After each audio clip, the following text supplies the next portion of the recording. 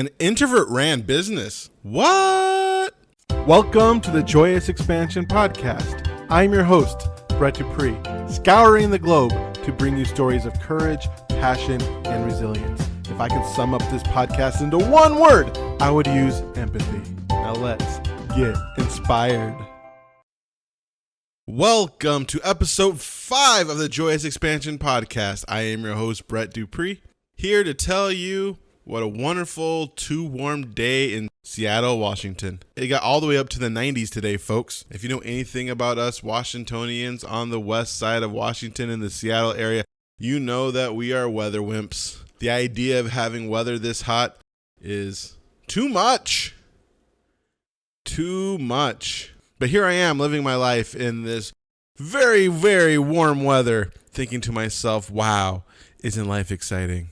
And what is exciting is my podcast has been out, and this is the first recording I have made since I released my podcast. The Joyous Expansion Podcast, a podcast that I didn't know what the name was going to be because I wanted to use something about working through fear. However, since my marketing and branding has been Joyous Expansion, I should probably keep what my branding is, though part of me was wondering if that meant newer people weren't able to find it and like it and think, give it a try in the huge wave of different podcasts out there. I know I'm not the only one. And of course, when I released my podcast, that is when my fear did happen. I had what I call minimum expectations. I was hoping, because I released 3 in the same day, 3 podcasts in the same day. And I was hoping for 20 listens. Yeah, 20. I wanted to keep my expectations low. Of course, when you're doing something like this, you think somehow you're going to hit 1,000 and everything's going to be amazingly awesome. And you dream and you vibrate and you do all the spiritual things. But I was hoping for 20. What I got was 6. That is less than 20. It is a lot less than 20. It's not what I expected. To my 20 or so listeners, or 3 listeners. It's hard to tell because when we released 3, did that means you had people listen to individuals, or did that mean you had people listening to a couple people listen? All of them. Actually, what it turned out, I believe it's one of the people actually shared the podcast and they got a whopping 4 listens. And then the other 2 were listens most likely from someone who actually listened to all 3 podcasts. And here's the thing. I did not think 20 was that big of a goal. In fact, it was my minimum of, I should at least get 20, because I had over 20 people saying they're going to my podcast launch event. I don't know why launch did not pop into my head. On my Facebook page. I have family. I have a mom. I have a dad. That should be 6 listens right there. I have sisters. One of them could pick it up. And I have close friends. So just thinking, mom, dad, bam, that's 6. One of my friends, bam, that's 9. Another one and maybe another close friend, that's 12. And then the people who would share, there's 3 people sharing their podcast, sharing at least on their Facebook page that they're in a podcast. Bam, at least one, they get 1 or 2 apiece. 20 should be easy peasy lemon squeezy. But 20 did not happen. So that is what happened. And I felt that pain of disappointment, that sadness that even my low expectations did not happen. It's like when my book release party and all I wanted to do was break a profit and I did not make that. Or every workshop that I put on that I just wanted to break a profit and I did not do that. Or the fact that I create YouTube videos and I hope they get some views. I remember one of them I created was actually pretty recently. I made it on The Last Jedi and the lessons learned for The Last Jedi. Checked it 2 weeks later. 0 views. Literally 0. That means absolutely no one found it and nobody listened to it. When I think about my career in the last 10 years of trying to launch Joyous Expansion, trying to launch a business where I help people realize their dreams, help people unleash the passion within, help people recognize the joy of life personally, I've been thrown off by disappointment. And that's the sad part is, folks, as I keep on reading all these people and listening to all these people's talk about how so many years ago YouTube was right there for the taking, but now it's difficult. Luckily, they started at the beginning of YouTube. I was there. Of course, I waited like 3 years or 4 years until YouTube didn't take off, until YouTube was more so of people putting their stuff out there. And it's the same with podcasts. I did start a podcast a few years back, and I stopped because I didn't get the response, but I could have started 10 years ago. Facebook ads was the same way. I would start something and then not get the response I wanted, and then stop. Start something, not get the response I wanted, and then stop. I would get stuck in the trap of results. It's not saying that you shouldn't want to get results. Getting results are amazing. Who doesn't want the results? Who doesn't want to make a podcast and actually have people listen? Who doesn't want to put YouTube videos out there and then have people watch? But that's not how you become successful. I mean, yes, you want to look at results and see what works and see what doesn't. I'm reminded of a story of Mike Birbiglia. He is a stand-up comedian. And he said pretty much to make it, you have to be delusional. Those first few years, 10 years or so, or 5, I don't know how long it took. I don't remember off the top of my head. He had to go on stage in front of 5 people and completely bomb. And then come off stage. And when somebody asked him how it went, he would go, it went amazing. Why? Because he was going for his dream. And he put more of his thoughts and attention on the fact he was going for his dream, the fact he was doing what he loved instead of the results that he got. And eventually he was able to find what worked and what didn't work. And now he has 3 movies, My Girlfriend's Boyfriend and Sleepwalking with Me. I think it's called Sleepwalk with Me. Some great stand-up specials. He's actually one of my favorite stand-up comedians. He is hilarious. I find his videos to be very inspiring. And that's why the last 2 years I decided I just want to keep the ultimate mindset and continue to move forward. And the reason why I'm starting this podcast is not exactly to get results, but man, do I want those sweet, sweet, sweet results of listens, people going to my affiliate link and buying things, people just sending me money because they love the sound of my sexy, sexy voice. But at the same time, too many times I've just got stuck with this idea that I need to be successful now, that I need to make a profit now. I mean, I have enough money to be able to put food on my table. Obviously, if you've seen my belly, you know I'm well fed. I have a roof over my head. I don't need this, but I want it. So I need to focus on the fact that I want it. I need to focus on the fact that nothing makes me happier than going on here talking to you. Nothing makes me happier than going to Toastmasters and learning how to better serve myself. Nothing makes me happier than getting in front of people and inspiring them. The results might not come with consistency, but consistency is the only way to get results, to move forward, to push forward, to keep on going every day, even though life keeps on telling you that you should stop.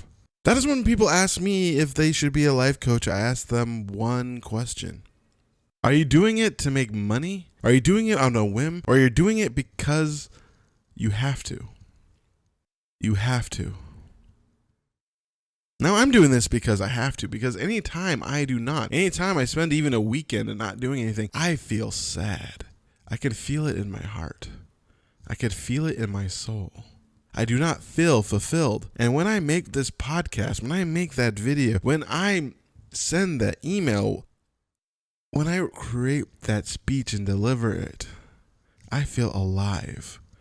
I feel love. I feel joy. I feel the depth of my being feeling amazing. And when I think of myself when I'm in my 60s and thinking back, I can't imagine being happy if I stopped. I can't imagine feeling fulfilled if I just gave up. Even if that meant I had the white picket fence. Feel like it's almost too late for the 2.5 kids. And everything else you said you need to be happy. Or the other one, I'm just barely making it still. I'm practically homeless. And I look back and thinking, man, at least I went for it. At least I did something. At least I followed my heart. Because that's the most important part about living life this way. You have to follow your heart. And I know life with heart does not mean you have to be a something amazing entrepreneur that makes a crap ton of money. Following your heart to be a pizza delivery man. Following your heart to be a warehouse worker. Following your heart. As long as you're following your heart. I mean, some people out there don't want to do something like this. They just want to have a 9 to 5 and come home and spend time with their kids. And that is where their heart is. So it's all about following your heart. And my heart tells me that my podcast is where I should be at this moment in time. I've made a self-dedication that at least we'll get 50 up. I don't know if that's going to happen since this is number 5. And I am very good at being excited at first. I am happy to say that at this point, after the 4th release, I finally hit 22 listens. So I did reach my immediate goal. Yes, fist pump. I didn't check today to see how many. Last I checked was Thursday, so maybe I have 25. I don't know. But I have received some positive feedback. Some people telling me that they enjoyed my podcast. Some people telling me that they listened, which is, a step below enjoying. Hey, if someone listened, they listened. That's what really matters. And speaking of listening and speaking of going for it, that brings us to our next interviewee. First, I would like to apologize for the fact that the audio isn't the best. However, saying that, I did not want to ask her to re-record again, mostly because I don't know if she would have showed up. This was a huge stretch for her, getting out here in front of you, putting herself out there, and that's the excitement. As I said before, I'm a Toastmaster, and nothing makes me happier than listening to an icebreaker. An icebreaker is the first speech you give in Toastmasters, and a lot of times, that's when people are the most afraid, and it's amazing. Julie Gray was a great interview. I learned a lot from her, and I am very excited to share this one with you. She's a very special person. I've met her at the Egyptian meditations at the Modern Mystery School. I love group meditations. And I've gotten to know her, and I asked her to be on my podcast, and she said yes, and hooray, and now you get to listen to the interview. So let's bring you Julie Gray, a medium and certified Usui Reiki Master, Elemental Dragon Reiki Master, Fusion Reiki Master, and Holy Fire Practitioner. She is also a certified crystal healer. Her heart is in working with essential oils and herbs. She loves making essential oil blends that help people in their everyday life. And all the oil blends she makes are intuitively made, which means her spirit guides give her the oils and herbs to use in each blend. Well, there you go, folks. I'm excited to introduce you to Julie Gray. Welcome, Julie Gray, to my podcast. Hello. Thank you for having me. How are you doing today? I'm doing well, thank you. And yourself?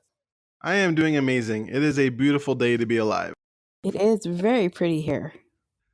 So tell people what... Well, I am a medium and an intuitive healer, and I also create a line called Grey Moon Goddess Essential Oil Blends.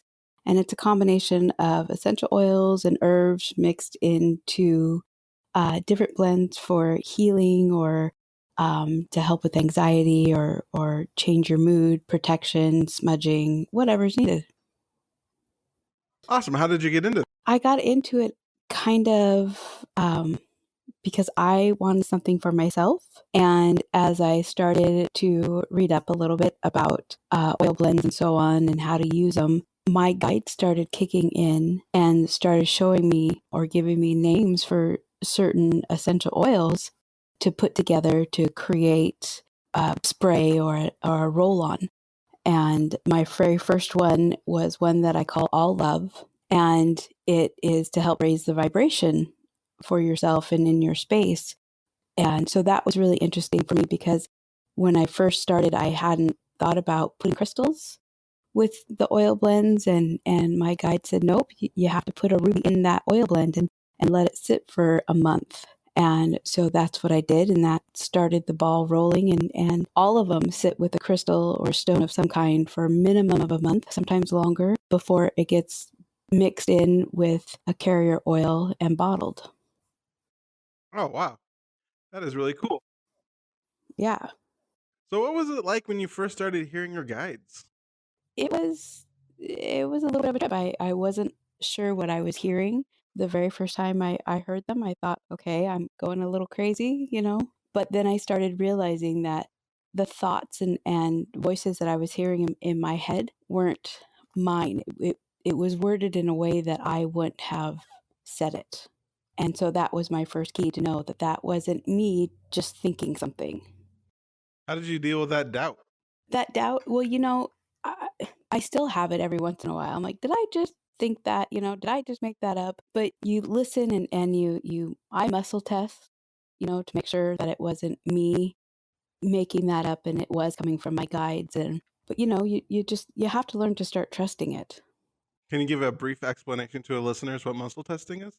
Muscle testing is I use my fingers and I attach my thumb and first finger, put the tips together, and I intertwine my fingers. So my fingers, when I ask to show me a yes, it either moves side to side or it could bust through to break the fingers apart. And then once I get my yes, I ask for my no, and whatever didn't happen for my yes will usually happen for the no. And so then I'll ask a yes or no question. Like, was this thought something I made up? And I use my fingers and see which way it goes. And usually it says no. So then I know it was for my guides. Yeah, I like to use muscle testing. The way I use it is I kind of like stand still, and if I ask a question, I move forward if it's a yes, and if we're back, it's a no. I do that too a lot. Except mine is if it's yes, I go backwards. And if it's a no, I sway side to side. Oh, wow. It's fun how everyone's different. Yeah. Yeah. But I will also use a pendulum for the same thing. So it's like using a pendulum, but it's just using your own body. Ah, your body's the pendulum. Yes. So when it comes to taking your intuition and taking your gifts and pushing it into a business that is to make money, what are some of the roadblocks that you run into? Well, when I first started making the oil blends, like I said, it was mostly for myself, but then I started sharing them with my friends and they started requesting them more and more. And so that's when I decided that, well, if my friends want it, maybe other people want it. So I started bottling it and labeling it. And for me, it's a little difficult to to sell the product to a store or something because I get so attached to it. Every product is like my baby. And so for me, it's selling a part of myself. And I have a hard time doing that. I don't know why. I need to get better at that, but it does.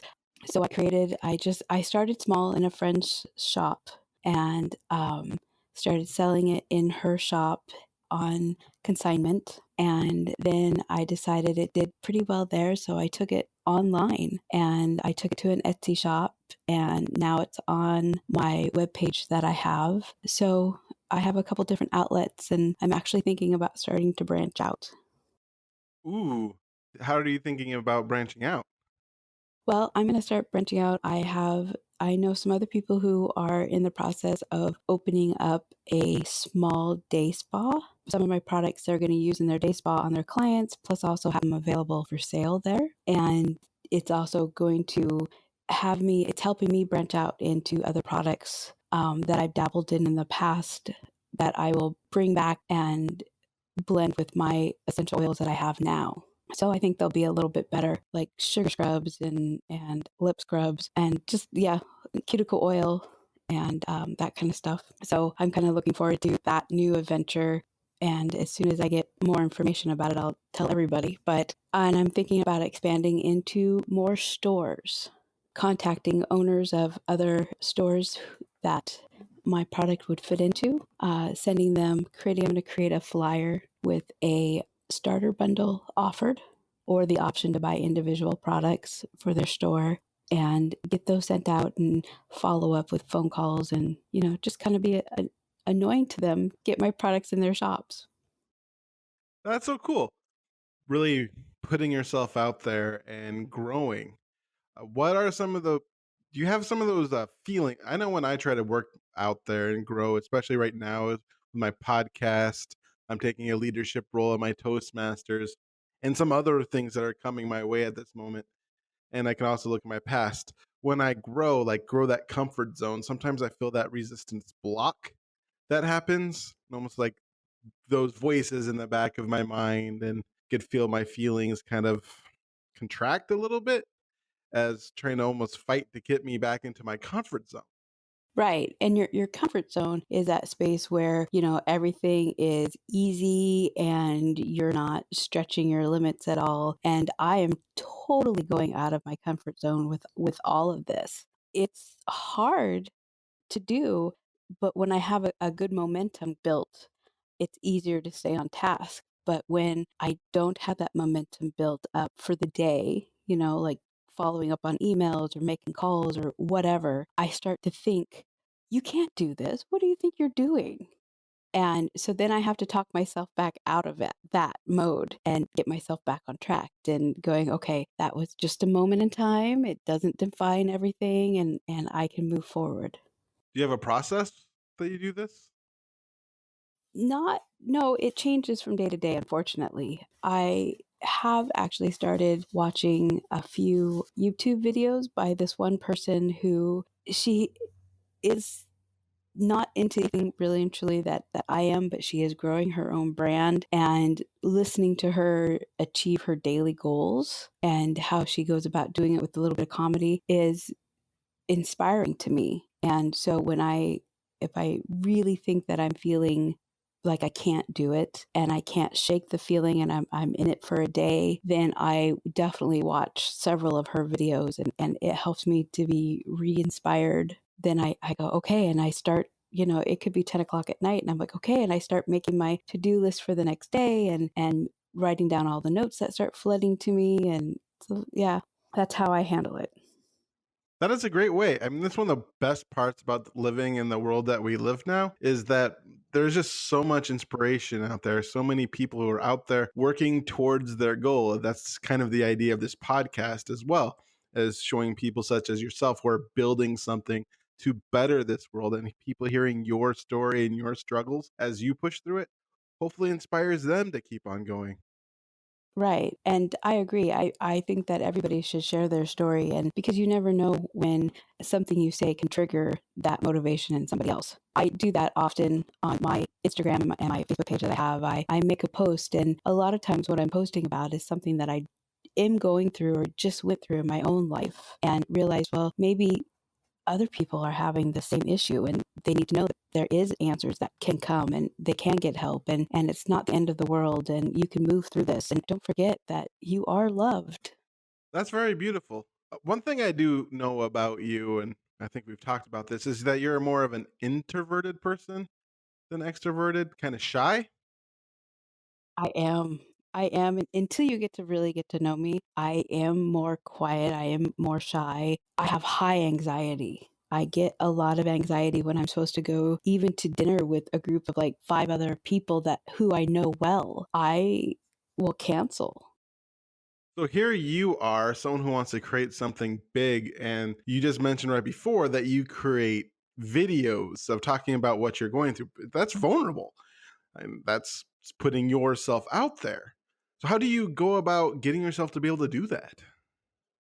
It's funny because I have to, before I can make that video, I have to feel good that day. I have to think that my appearance is put together, or I don't make the video. It sounds silly, but I have to make sure I put some makeup on, even though I don't wear makeup every day. And most people who see me without makeup. But before I make a video, it's just what I have to do. It's kind of like putting on a mask so I can be presentable to the world, whoever the few people who see the video, then I can seem to get by it a lot. And I don't look directly into the camera a lot either.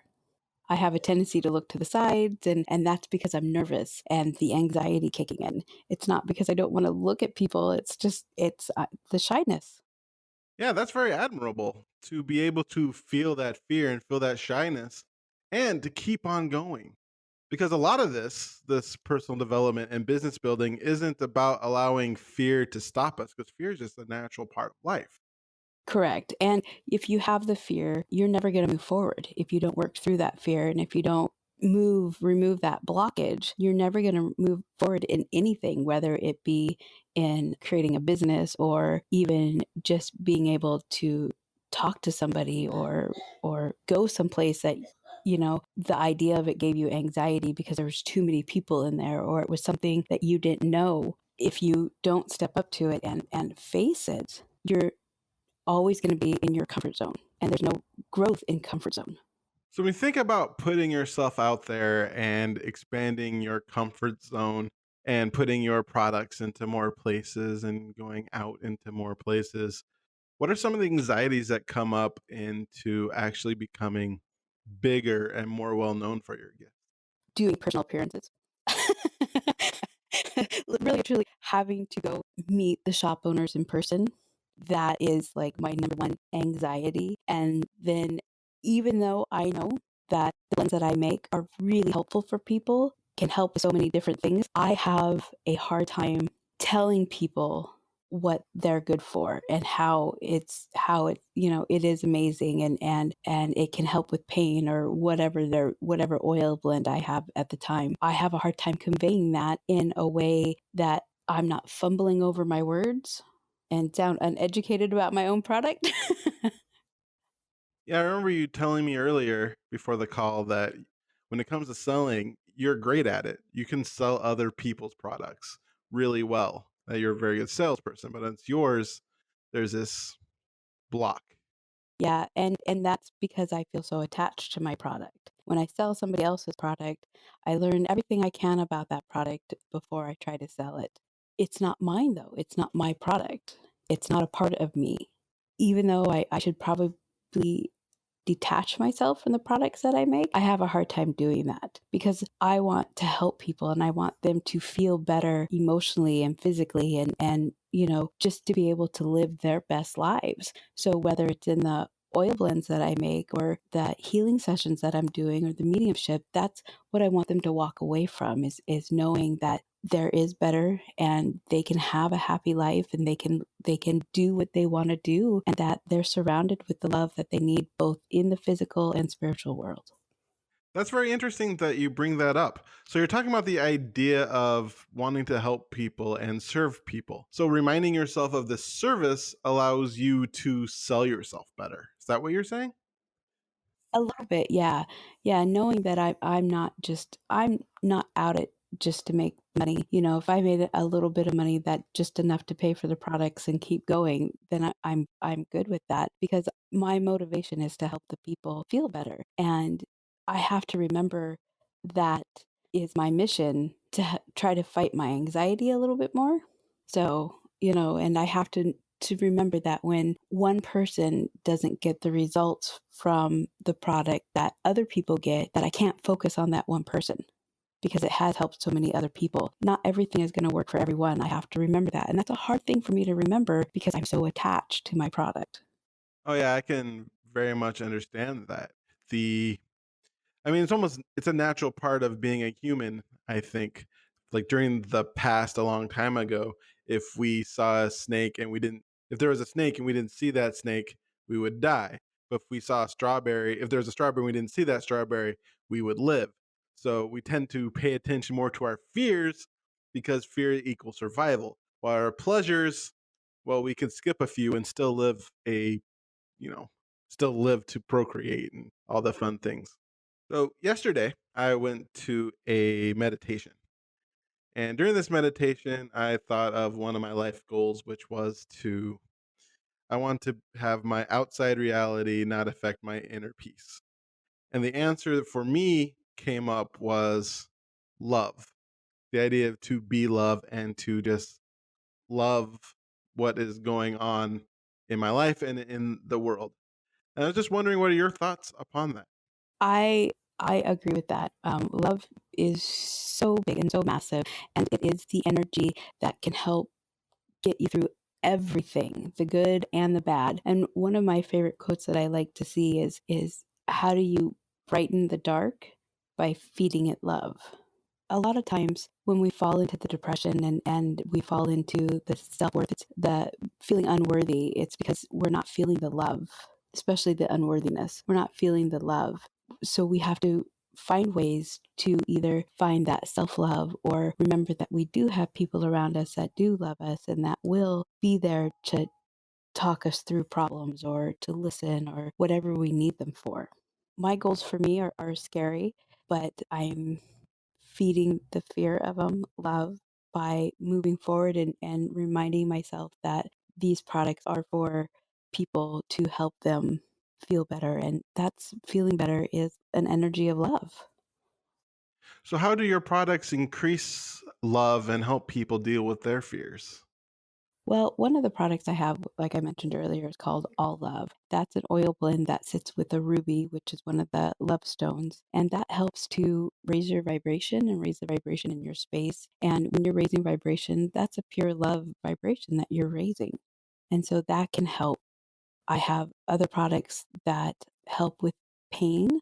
And so when you're in pain, you're not really feeling the love. And by using the pain products that I have, the Pain Be Gone, that is love because you're feeling better. And so then you remember that, oh, I'm not out of pain, or I'm out of pain, and I can move forward with my day, and everything is good again. And when people feel good, then that's a love vibration. That sounds like an amazing product. I have to get me one of those. Well, maybe I'll bring you one when I see you at the end of the month. Awesome. So I'm looking over your bio, and it says that you're an elemental dragon Reiki Master. Yes. And I'm thinking Ricky is a typo that you sent me. Oh, Reiki. Reiki, yeah, that's what I thought. Can you speak more on being an elemental dragon Reiki Master? So, Elemental Dragon Reiki Master is working with dragon energy and the elementals, earth, air, wind, fire. And I love incorporating this because I'm also a Usui Reiki Master. And I love incorporating the two of them together and having the traditional Reiki along with that dragon energy and the elementals. It just feels more rounded, a more rounded healing session, and more focused on certain areas that the person may need. And sometimes I even get visions of the dragons, which is really cool. That is pretty awesome. There might be some listeners out there who are thinking of doing something similar to what you do and invoke their guides into their work, be it a massage therapy or making their own oil blends or whatever they do to take that they want to take their business to the next level. What advice would you give somebody who wants to incorporate their spiritual guides into their work? Really and truly, to be able to hear your guides well, pay attention to them, and know that they're guiding you in your best and highest good. But in order to be able to hear your guides that well, it takes a lot of meditation, communicating with your guides through meditation. And then once you get a good rapport with your guides through meditation and you're hearing them clearly during meditation, you'll start hearing them throughout your day-to-day life, and they'll help you in every aspect of your life, whether it be business or personal, love, whatever, finance. Do you have a process when it comes to becoming better at listening to your guides? Well, when the meditation is definitely one of the most important things, and trusting what you hear or see or just know. A lot of mine is just a knowing instead of hearing, trusting that. And that's the hardest part, I think, of the whole process, is trusting that knowing, trusting that hearing, and paying attention to that gut feeling that you have, because that gut feeling is your intuition and that's your knowing. If you're getting if your gut is telling you, no, this is a bad thing, then listen to that. And that's your guides helping you. So, how do you meditate?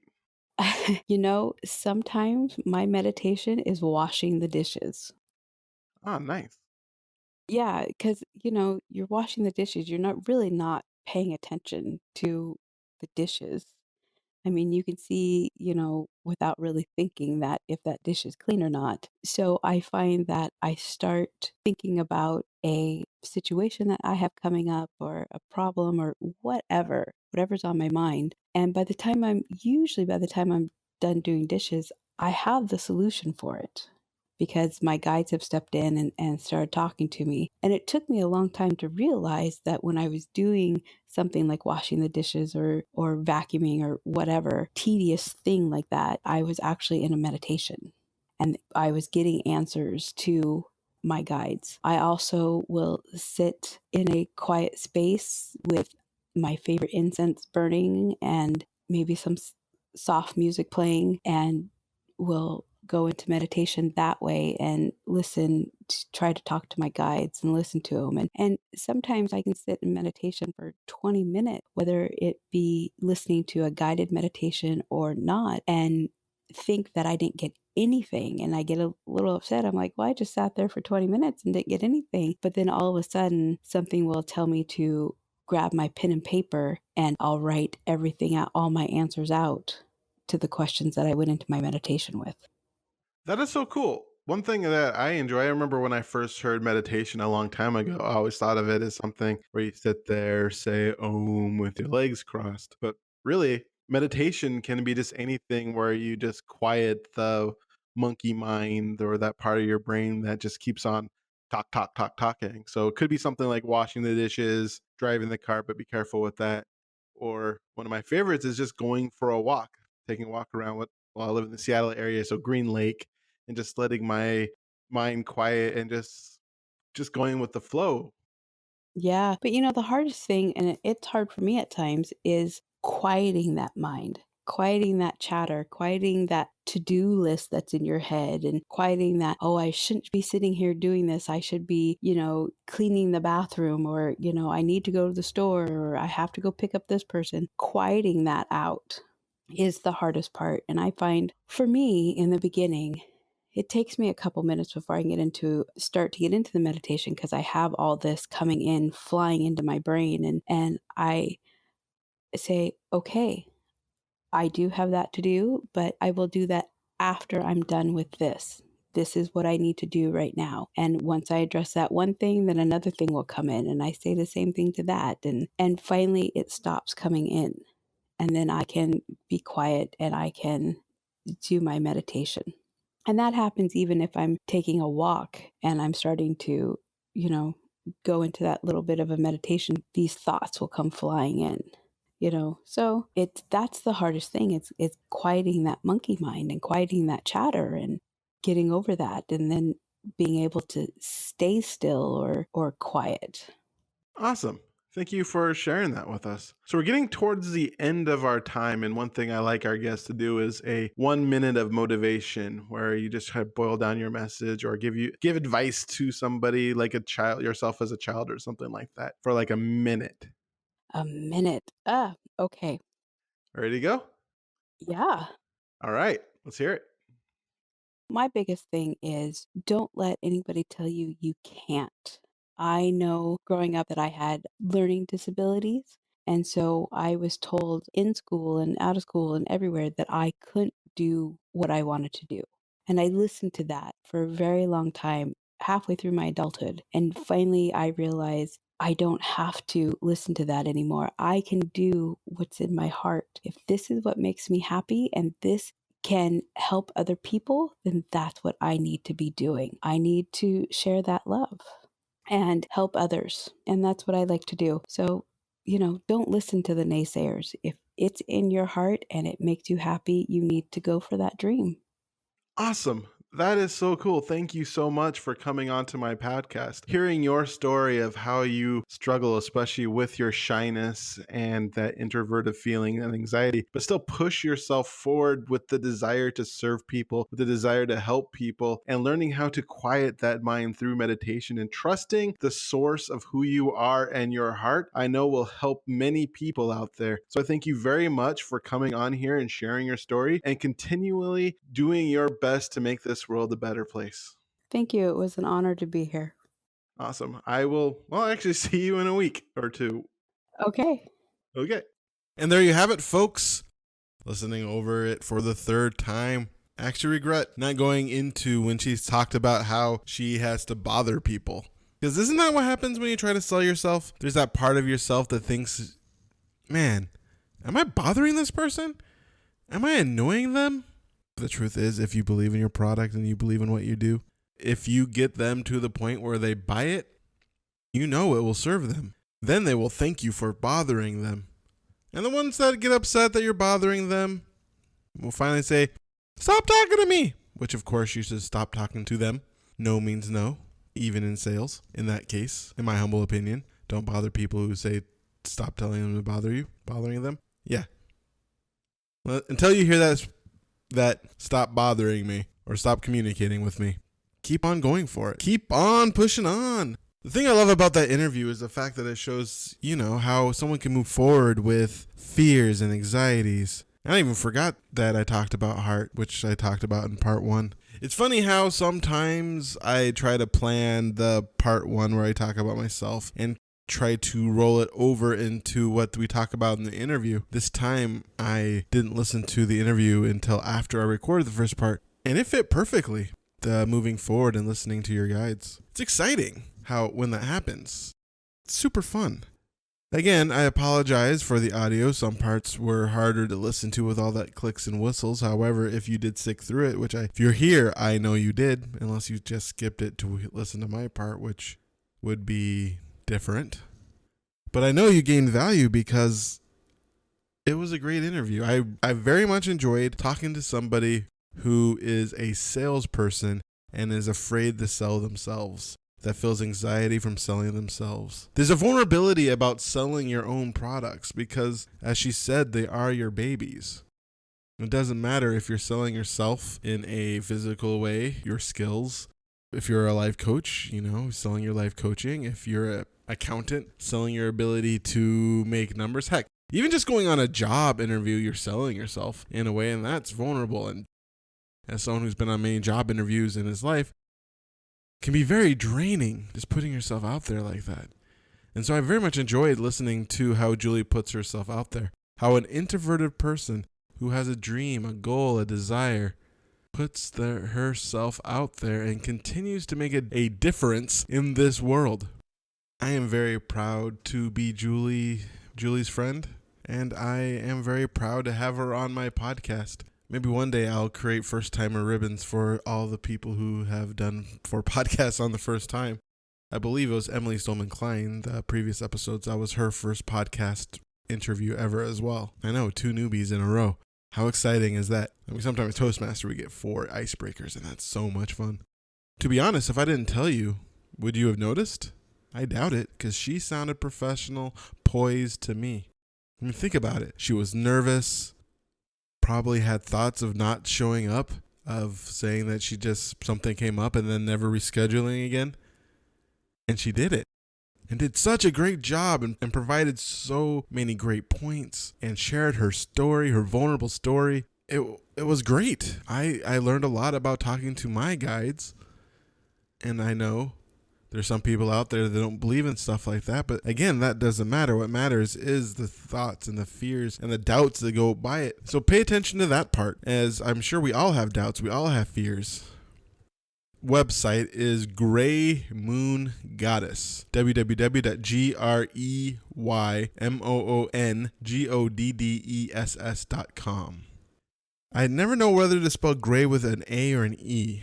But she uses an E. You can also email her at greymoongoddess@gmail.com.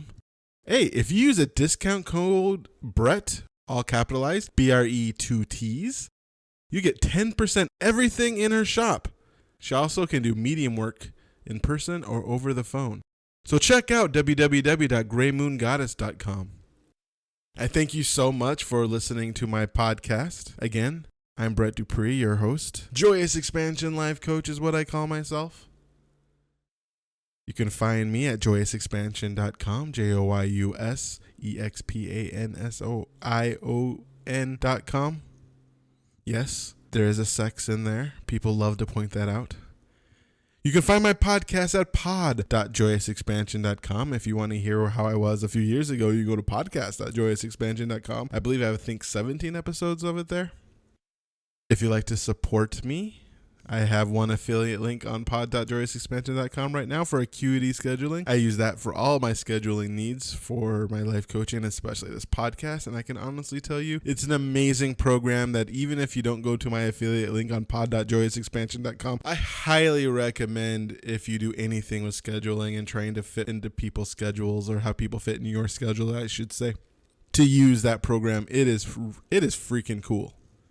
I like it a lot. If you have any questions or you want to send me any email message about this podcast, you can find me at Brett Dupree, 2 T's, 2 E's at joyousexpansion.com. BRETTDUPREE at joyousexpansion.com. If you like this podcast, of course, leaving a review would be super helpful. Star ratings if it's on iTunes finally. I'm trying to get it on there. Also, share it with your friends, especially any interview that really touches you. Share it with your friends. It'd be really cool to get this out there and show that, we all struggle. Well, thank you so much for listening to my podcast, episode number 5. Excited to get 5 out there times 10 soon enough. Only 45 to go before I reach my goal of 50. All right. I am Brett Dupree, your Joyous Expansion Life Coach Champion of Authentic Joy, Catalyst of Transformation, reminding you to be joy, to be love, to be awesome. All right. Now play my jingle. JoyousExpansion.com. JoyousExpansion.com. Come and say hello to Brett Dupree. He is an inspirational life coach. Good for you and good for me. He turned my life from grey to blue. I'm sure he'll do the same for you. Get in touch and you'll see your life will change dramatically. JoyousExpansion.com. JoyousExpansion.com. Yeah.